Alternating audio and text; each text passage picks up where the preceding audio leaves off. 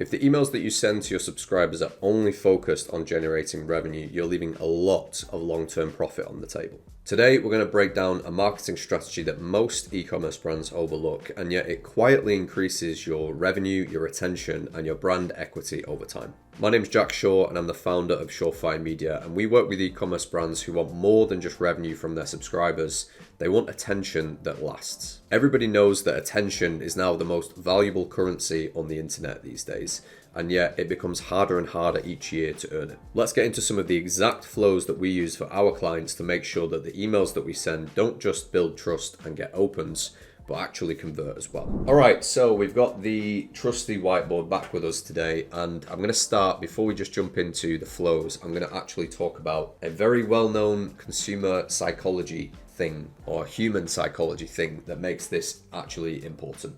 So it's this idea of pattern recognition. Pattern recognition, this is what allowed humans to evolve, right, and survive and get to where we are now, is pattern recognition. Now, why this matters in email is because if you're sending the same emails all the time, if you're sending a special offer on the last Friday of the month, or maybe every single Thursday or something like that, eventually people begin to tune out your emails. And the reason is because of this idea of pattern recognition. The brain is literally wired to ignore repetition without variation. So the more predictable your emails become, the more that your subscribers can begin to expect what you're going to do next, the easier it is for them to tune you out, because there's nothing new. It's like driving past the same billboard every single day. The first couple of times it might be new and you notice it, but then after that it just becomes part of the scenery and you just know to ignore it. And your emails will build this same level of friction. People will start to ignore them if you don't keep things exciting, keep things different in every single email that you're sending. And there's even a study here from Harvard Business Review that customer perceived relevance increases when brands shift from transactional to interactive messaging. So what that basically means is that it's not like a one-way street of communication where you're spamming people, or maybe not even spamming, but you're just sending them similar stuff and always trying to get them to buy and whatever. The whole relationship becomes very transactional, If instead you're offering an alternative where you're being interactive, you're taking people's messages, information, preferences into account, then your marketing is going to stick in their brains more, and this idea of pattern recognition goes out the window. So let's break down some of the flows that help you to actually engage with people a bit better and spice up your emails so that they're not just the same old stuff that either you're doing every week or that other brands are doing. So the first one, I'm sure you've never heard of this flow before, is the welcome flow. Wow, yeah, brand new information, I know, completely groundbreaking. No, but for real, there's different ways to do welcome flows that most people do not do. Some brands do, and I do see this, but the way that I think everybody should be doing it is like this. So rather than spamming people with the 10% off discount that they should get if they sign up to your email list, and again, being a whole very transactional cookie cutter approach that majority of brands do, what if you did it like this instead? When people sign up to your list, whether it's in your sign up form or on one of your landing pages or wherever, they can tell you exactly what they're interested in. So take, for example, you're selling, for a lot of clothing brands do this actually, where they ask whether you're male or female or whatever it may be, and you put in your preference or the type of clothes that you want to see: winter clothes, dark clothes, light clothes, style, I don't know. And then the emails you receive are tailored towards that. So it's not just about, okay, here's our dark color collection, but it might be, oh, here's how you can style this dark color collection. Here's some other alternative ways of wearing the clothes, or whatever it might be. You don't necessarily have to sell in those emails, but it's more becoming a sort of trusted advisor by getting people to actually pay attention to the stuff that you're saying, because you're not just trying to sell them on something. And this is a great way to generate engagement as well and increase your deliverability by getting more clicks. You can ask people within the emails that you're sending. So if you're a supplement brand, for example, and you've got different variations of products that you offer, maybe you have some that fix your gut, you have some that are good for immunity, some that are good for your mental, I don't know. You can ask that person, what are you most interested in fixing? Is it your gut, your mental, etc.? And you can put that as buttons inside of the emails. We call this internally in Surefire, we call this question-based emails. So we don't just spam people with broad generic stuff, we ask them first, what are you interested in? How can we assist you by making our content relevant so that we're not just filling up your inbox with garbage, but we're segmenting the stuff we send so that it's actually interesting. And these emails do very well. I'm going to do another video on this, but it's a great way to get people to actually engage right from the bat when they enter your welcome sequence, and not just you saying, here's 10% off, bye.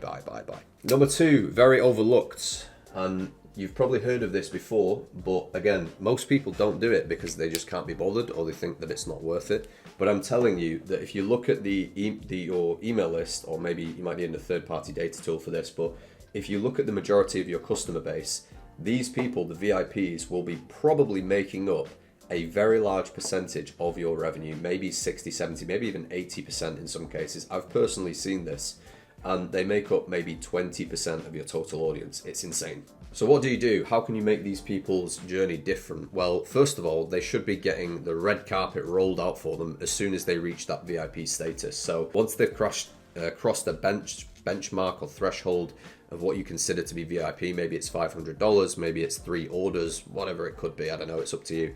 But the point is that you need to treat these people differently, literally give them special treatment, because they're the raving fans of your brand. They're the ones who are keeping you alive. So make sure that you are treating them different, give them early access to new product launches, give them additional discounts, ask for their opinion, engage with them, create specific flows, whatever it could be, but do something to create some kind of welcome for these people. And then also whenever they cross certain thresholds, for example. Okay, the third one on here is kind of for engagement. This is solely for engagement, really. You're not really trying to sell in this flow, but at the same time, it's a different kind of engagement. So you may have heard of it. It's called the sunset flow. Now, what this does is it's supposed to re-engage people who have become unengaged. So if the person doesn't click or open your emails for 3 months, then you want them to be enrolled into this flow. What it does is it attempts to get them to come back to life. We call them zombies in Surefire. So we try and bring the zombies back to life. We try and revive them, because if they don't get revived, the chances are you're going to cull them from your list, because they cost you money to keep. They drag your deliverability down, and quite frankly, they don't care. They don't want to be there, So that's what that flow is for. What can you include in that flow? Well, to be honest, I say don't use clickbait subject lines in pretty much ever. But this is the one exception that I make when we really are trying. It's a last-ditch attempt to try and revive somebody. We'll send them a plain text email. We'll use a very clickbait subject line, one that doesn't break rules, obviously, and isn't illegal, of course. But we really try to trigger people almost, so that we try and get them to open that last email, because this is the last attempt. So you want to be a bit rogue in this flow. The whole purpose of it is just to get people to open the email, and ideally to click the email, and if you're lucky, to add you to their whitelisted sending list, whatever you call it. The point is, these people are unengaged, they're not seeing your emails, they're not clicking, they're not opening. They may scroll past them in the inbox, or they may just go to spam because they've marked them, or I don't know, maybe they've never really engaged. There's so many reasons that I could go into here, I don't want to confuse you, but the point is, people are not receiving these emails, or they're not opening them, and you want to get them to open them. So offer them discounts, use semi-clickbait stuff in the subject and preview text, send them at different times, resend them at pivotal moments. So if somebody's on your website, for example, resend them immediately after you see them go onto your website. Just some examples that you can use, but this one isn't great for engagement. It's more about last-ditch attempt at re-engaging, so a little bit different. Okay, number 4 is called the site abandonment flow. So this is similar to your checkout abandonment, your cart abandonment, etc. But it's for people who just visit your website. They don't look at any products, they don't check out, don't add to cart, they don't make any orders, they don't do anything. They just go onto your site. They might view your about page, they might view your home page, I don't know. They're viewing something, but nothing relating to buying. So this one we exclude existing customers from, because the customer already knows about the brand. So usually we only retarget people with this one who have not purchased from the brand before, so that we give them a bit more information and hopefully move them along in the buying journey, but we don't really send it to existing customers. Okay, number 5 is not your most best performing flow. Again, very nice to have and good for your VIPs and your raving fans, and that's your B-Day flow, your birthday, not B-Day like the thing you use after the toilet, but your birthday. So your birthday flow, this is a countdown to the person's birthday. I've seen them a bit temperamental in the past, but they can work and they can be quite good. So typically involves giving them a discount of some sort about 2, 3, 4 weeks before their birthday, and then doing a weekly countdown up until that point. The idea is you're giving them a bit of special treatment because they've gone out of their way to tell you when their birthday is, and at the same time you just want to make them feel good on the birthday. Very good for, again, your raving fans. Not everybody's going to do this unless you really actively push it, but it's just a nice to have. You won't see massive conversion, just a nice bit of engagement for a small few on your list. All right, the final one that I'm going to talk about is similar to what I've touched on already, but this is my favorite by far. And it's this idea of community. So building some kind of community on your email list. So I mentioned earlier, you don't want to make this a transactional channel where you're just asking people to buy, or maybe you're sending your best sellers or talking about your products, or me all the time. If you've got a friend like that, or you've had a friend, you know that you don't want to be around that person, okay? They drive you crazy, they drain your energy, you just want to get away from them. So you want to go the other way and make this a two-way conversation. My handwriting is terrible, I've just seen that in what you're looking at there, apologies for that. But you want to make this a two-way conversation. So how can you do this? Well, the first is using those question-based emails that I mentioned before. If you're a chocolate brand, then for example, you can ask them what is their favorite flavor of chocolate. You can ask them what style of chocolate that they like. I don't know, you get the idea. If you imagine, literally just imagine having a conversation with somebody who's walked into your store, if it was a real store and not a digital one, and you're trying to help them buy something, you don't just shove a bestseller in their face. You ask them what they're looking for, or who they're buying for, or what their favorite blah blah blah is. You ask them 100 questions first, and that's the purpose of these question-based emails. It's to extract more third-party data from people so that you can actually serve them better. Another good way to get people to actually do this is by actually asking them to reply. So I mentioned in previous videos the idea of using plain text emails. Plain text are not just great for reminding people about sales and new product launches and building some kind of a personal relationship with your subscriber, but at the same time, they're very good for asking open-ended questions as well. So we've done this before with type forms, for example. You know, you can do that where people go and fill out a form and whatever.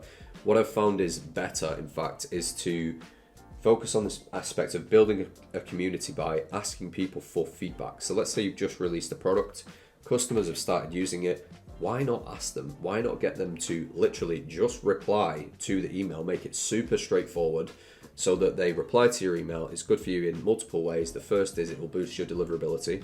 The second is that it will give you customer feedback, which is gold dust these days. The third, it humanizes your brand. It will humanize your brand, and again, it will make you stand out because somebody has gone to trouble, taken time out of their day. Maybe they're on the bus home, maybe they're, sat on the couch watching Netflix, and they see your email and they take 5 minutes or less to just give you their feedback on something they like or don't like. It's not public, it's not going to be a stain on your record. It's just helping you to get into the mind of your customer and again, build that community. So give it a try. So all of these flows that you see here, they're like seasoning on a dish. They're like the zest of life, right? They are what make your emails a lot more interesting and not just about give me your money please all the time. So use these, sprinkle them in. You'll get better results from some than others. And I think, in fact, the reason I think that people don't use these is because we're very direct response, aren't we, in this world? And so you don't get immediate feedback from the majority of these, or you don't see instant results. Like this birthday flow is not going to make you a fortune, but it's going to stick in the minds of a small percentage of some people on your list. It's going to matter to a select few. So again, that's the point of this video, is to build engagement and to build a real brand. If that's your goal and you're not just trying to run up the numbers, then start using some of these flows. All right, so now we're gonna wrap this up pretty soon, but before I do, I'm just gonna call out a few people who might be making some mistakes. So these are some mistakes that you might be making. So here we go. The first one is that in every single flow, you're asking for a sale. So That's what the majority of people assume, and it's pretty much right. But at the same time, if every single flow you've got on your site, when people view a product, they view your site, they add something to cart, they view a collection, they check out, they place an order, if literally every single time somebody takes an action on your website, they get a discount. First of all, you're conditioning people to tune you out, as I mentioned. But secondly, what's the point in them ever paying full price? They know that all they have to do is visit your website or a certain collection or whatever, and a magic discount will appear in their inbox. So from somewhere, from nowhere. So you want to make sure that, again, supplement the type of flows that you've got by adding in a bit of that zest that I mentioned before, so that it's not just so predictable. All right, number 2 is the same user experience for everybody. So similar to what I mentioned before with segmentation and your list, sending to your whole list. You don't do that with campaigns, so why would you do it with your flows, you know? So let's say you've got your checkout email, your abandoned checkout flow, you've got existing customers, you've got people who've never purchased, you've got high value customers, and you've got low value. Another clever way that I've seen, I don't know if this actually works that much, I've not tried it, but is to do high value cart versus low value cart. There's so many ways to break this up and to make that journey just a little bit more special. You just have to think for more than 5 seconds. But make sure that you're giving people who enter your email list, give them a different experience, not just in the campaigns, but in the flows as well. And you can separate this by segment, you know, like when you're building these flows, you can break that out by, are they a VIP? Are they a lapsed customer? Have they left negative feedback at some point? And you can make sure that wherever there's a lot of people going through those segments and doing this, taking these actions, that you target them, retarget them in the best possible way that suits them. So, number 3, filters. This is flow filters, by the way, not for cigarettes or whatever, but flow filters are how you weed out, separate the wheat from the chaff, right? So if you've got those unengaged users, or worse, the bounced users who I mentioned in a previous video, then you want to make sure that you're not only excluding them from your campaigns, but do it from your flows as well. So you can set that up in the filters, make sure that you get rid of those people. They will really drag you down, because what's quite interesting, I find, is that some people who are unengaged on your email list will still go through to your website. They will still be active. They could be active customers, but they're just really bad at checking email, or I don't know, maybe your deliverability is bad. It could be a number of things, but the point is that some people will still go on your website, they'll still abandon checkouts, and they'll still receive these flows, but they won't see them, they won't open them. That drags down your deliverability. So make sure that you're getting those people out via flow filters. All right then, so finally, last piece of information before I go, how can you actually change this? What solutions can you do? Well, what we do at Surefire for our clients, how we flip all of these. So the first one, flows don't equal sales. Easily, you want to add some form of engagement on there. If somebody's viewing, for example, a product that has a lot of product knowledge that is required, maybe it's a very techie piece of information, a techie piece of kit, maybe it's a relatively new supplement that has recently come out and you need to debunk some claims or whatever. That's a way that you can do this without constantly just asking for a sale or just providing a discount or something like that. So yeah, think of what people might be doing when they trigger that flow. If somebody's in a customer win-back flow, but you found out that they cancelled their order or they refunded their order, create a separate variation of your usual win-back flow where you address the reason why they cancelled their order, why they refunded it. Can we do anything to convince you to place another order, to try it again with us? Think of these ways that you can get creative. So that's something that we do. Number 2 is obviously the same user experience, very simple. Simply separate the flows based on who the customer is, what kind of actions they're taking on your website. Start with your highest leverage ones. So if you've got big segments for your customers of X product, definitely do a separate flow for that, because it's going to pay dividends in the end. If you're dealing with a smaller list, smaller segments, then you can keep it kind of narrow to begin with, unless you've got a lot of resources in-house who can build all this out. Otherwise it's going to get a bit expensive. But yeah, we simply break this up by whether they're existing customers or not. That's the very easiest one that we do. Different people, different journeys. It's pretty straightforward once you actually get into the details of it. And one more thing about what I said earlier about the user experience with people's third-party data. You can either request more third-party data, or you can segment your flows based on that third-party data. So going back to the site abandonment email that I gave you before, somebody has signed up to your email list. They've told you that they like dark chocolate instead of white chocolate. So you then retarget them with site abandonment email saying why your dark chocolate is healthy and good for you, or not healthy, but you get the idea. Make it very tailored to what they're actually interested in. And then finally, this is pretty straightforward. Just simply put the filters on and just exclude those unengaged people. They really do tear down your deliverability. So yeah, you want to have a separate strategy really for dealing with those people. Okay, hopefully that's given you enough information on some of these engagement-based flows, help you think a little bit differently about the possibilities. Truly, they're endless. You just need to go through your business with a fine-tooth comb, really think about the different people that you've got in there and then how you could better serve those people. Just be a bit more thoughtful, I guess. That's the best way to sum up this video. But if that sounds like too much work, because I know that it is, then you can go to surefiremedia.com. Hopefully you can read that. You can book in a call with me. Surefire come in as your personal content creation, email engagement executives, and we do all of this for you. So if that sounds good, then you can book a call on the website or go into the description of this video and there'll be a link. Otherwise, stay subscribed, drop a like, do whatever you want, and I'll see you in the next one.